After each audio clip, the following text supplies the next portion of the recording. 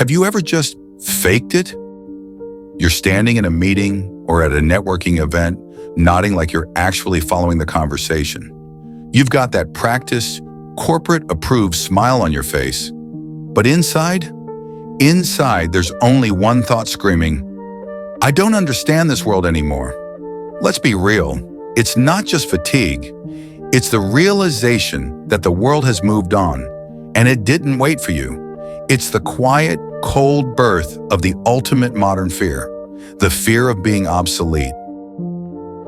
You did everything right. You got the degree, you put in the hours, you built your professional brand. You were the expert.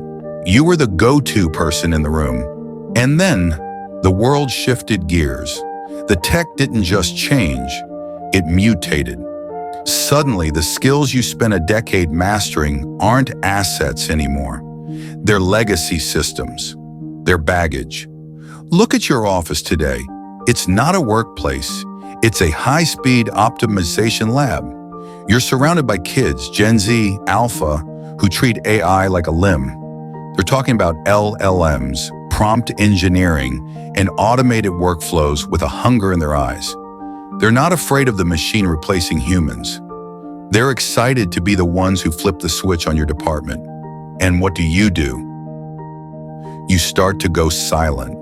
That's the danger zone. You stop asking questions because you don't want to sound like a dinosaur. You're terrified that one wrong word will expose you as unadaptable. So you play the part. You mimic the lingo. You react to the Slack memes. But at 2 a.m., staring at your ceiling, you admit it. I'm an old version of the software, and there are no more updates coming. I saw this firsthand in a conversation with someone who lived through the collapse of industries we only read about in history books. My grandmother watched me spiraling because some new AI tool just made my week's work redundant. She didn't offer me a hug. She offered me the truth. She said, "You're not afraid of the technology. You're afraid of being invisible. You're afraid the world will look right through you." That's the American dream nightmare, isn't it? That your value is tied strictly to your output. We've allowed the market, the algorithms, and the quarterly KPIs to define our worth. We turned ourselves into functions. And in this country, functions are replaced the moment a cheaper, faster alternative hits the market. If you think AI is your biggest threat, you're missing the point. Your biggest threat is your own surrender.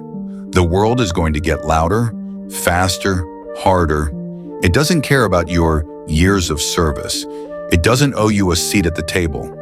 But here's the reality. Being on trend isn't the same as having value. A machine can simulate intelligence, but it can't simulate character. It can't replicate the gut feeling of a veteran who has survived 3 market crashes. It can't mimic the grit of someone who knows how to lead when the data says, give up. The world is changing. It's going to be aggressive.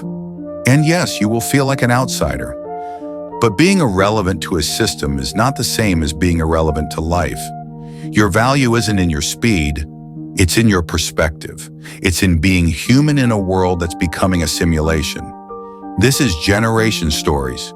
No fluff, no filters, just the truth about what happens when generations collide in the digital cage.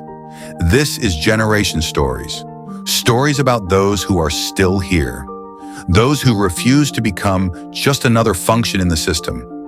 If you're feeling the chill, it means you're still alive. Welcome.